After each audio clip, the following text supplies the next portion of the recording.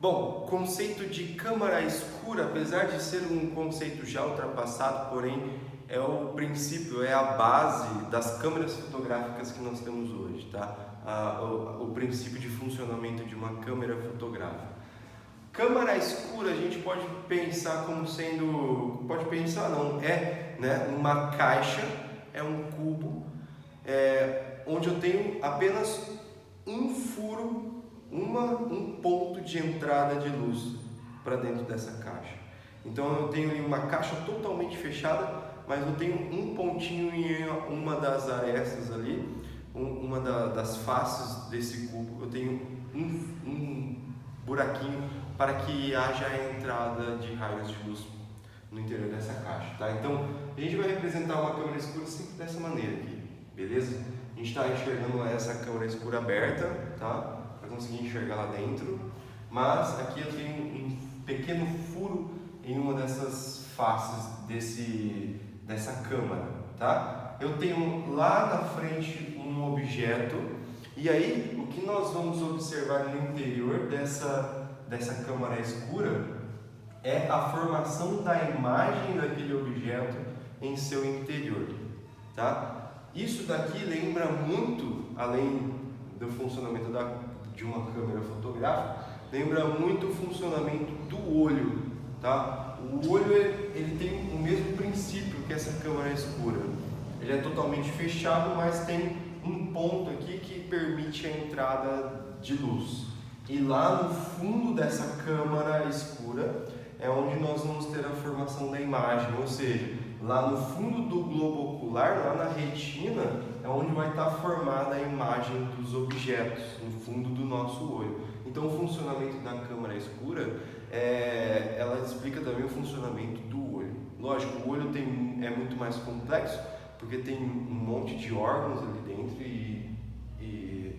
o funcionamento dele é um pouquinho mais complexo do que uma câmera escura, tá? Bom, mas basicamente o princípio é o mesmo. Então, vamos considerar aqui dois raios de luz que vão sair do objeto e vão entrar na caixa, beleza? Por quê? Olha só, porque vão ter que sair do objeto. Para nós enxergarmos alguma coisa, raios de luz devem incidir sobre o objeto. Esse objeto vai refletir esses raios de luz que vão entrar no nosso olho, e no nosso olho vai ser formada a imagem desse objeto que refletiu esses raios de luz.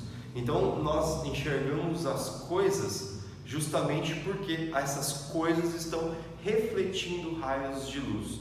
A partir do momento que eu retiro esses raios de luz, eu não consigo enxergar esse objeto. Então, se a gente entrar em uma sala totalmente escura, ou seja, que não haja nenhum raio de luz, presença de nenhuma fonte de luz ali dentro, se a gente olhar para o objeto, nós não vamos enxergar esse objeto, tá? Então, para a gente enxergar alguma coisa, os raios de luz que são refletidos por essa coisa devem entrar nos nossos olhos, assim como na câmara escura, tá? Os raios de luz que vão incidir sobre essa árvore, sobre, sei lá, poderia ser qualquer outra coisa ali, tá?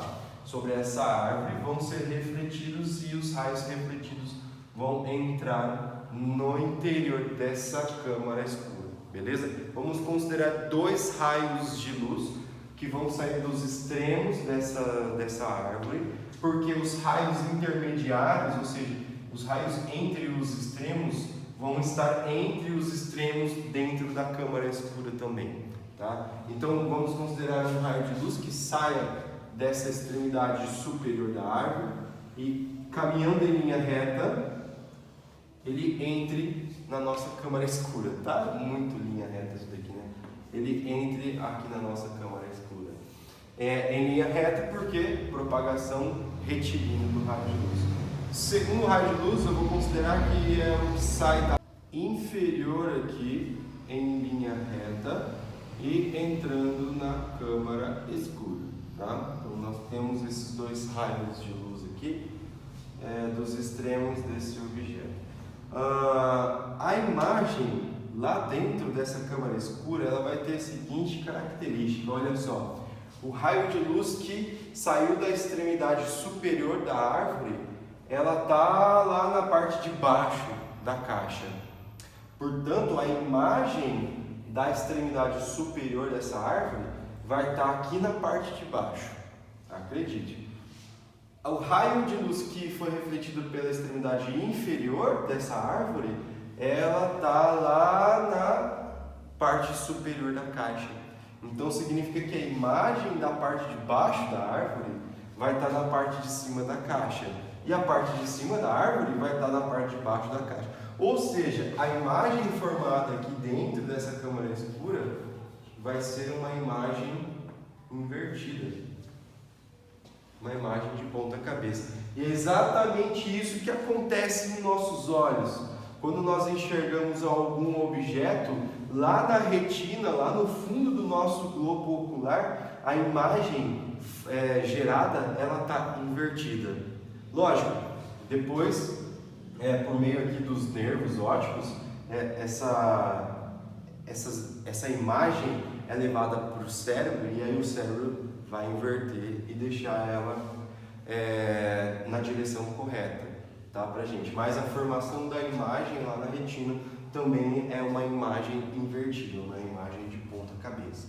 Beleza? Bom, o que a gente está interessado aqui é em fazer um estudo analítico de novo referente a esse fenômeno aqui, tá? Além esse fenômeno de câmara escura que acontece nos olhos e em câmera fotográfica, por exemplo, além de ser uma consequência da propagação retilínea do raio de luz, tá? Também é uma consequência da independência dos raios de luz. O que significa a independência dos raios de luz? Que um não vai interagir com o outro, certo? Ou seja, se nós temos um raio de luz vermelho incidindo para cá e nós temos um raio de luz verde incidindo para cá, esse raio de luz vai continuar sendo vermelho e esse raio de luz vai continuar sendo verde depois desse cruzamento. Mas no ponto de cruzamento é onde nós temos a mistura dessas duas cores, tá? Então a mistura de cor, eu só consigo observar essa mistura quando essa mistura é projetada em alguma coisa, onde eu consigo incidir dois raios de luz no mesmo ponto. Porque se eles se cruzarem, o que era vermelho vai continuar vermelho e o que era verde vai continuar verde, tá? Então aqui o raio de luz que saiu da parte superior da árvore, ao se cruzar com o raio de luz que saiu da extremidade inferior, não vai sofrer alteração alguma, beleza? Então é o princípio da propagação retilínea e o princípio da independência dos raios de luz, tá? Então, de novo, vamos fazer um estudo analítico disso daqui. Então vamos dar valores e analisar as dependências entre essas grandezas, tá? Então vamos considerar que aqui essa árvore, ela tenha esse objeto, tá? Ela tenha um comprimento que eu vou chamar de O, um O maiúsculo, tá? Essa imagem aqui, vamos chamar essa imagem de comprimento I. Então a gente tem O de objeto e I de imagem, ou seja, o tamanho do objeto e o tamanho da imagem. Essa distância do objeto até a entrada aqui, ó, da câmara escura, vamos chamar essa distância aqui de Dzão, tá? A distância do objeto até a extremidade da caixa. E a profundidade da caixa, ou seja, do ponto de entrada de luz até a formação da imagem, vamos chamar isso daqui de Dzinho, tá? Bom, se a gente for analisar geometricamente esse problema, nós vamos ter que esse triângulo aqui, ó, o grande, ele é exatamente igual a esse triângulo pequeno, porque esse ângulo aqui é exatamente igual a esse ângulo aqui, certo? E esse ângulo eu vou chamar de θ, esse também, beleza? Então quando a gente fala que esses dois triângulos são iguais, significa que as tangentes dos triângulos são iguais, ou seja, a tangente do ângulo desse triângulo grande é igual à tangente do ângulo desse triângulo pequeno, já que o ângulo são iguais, portanto a tangente também. A definição de tangente, novamente, é o cateto oposto por cateto adjacente. O cateto oposto do triângulo grande corresponde a essa medida, que nada mais é do que a altura do objeto, a altura dessa árvore, que a gente chamou de O, tá? Dividido pelo cateto adjacente, que é essa distância aqui, que corresponde à distância adesão. No triângulo pequeno, cateto oposto é I, a altura da imagem, e o cateto adjacente é essa distância desenho aqui.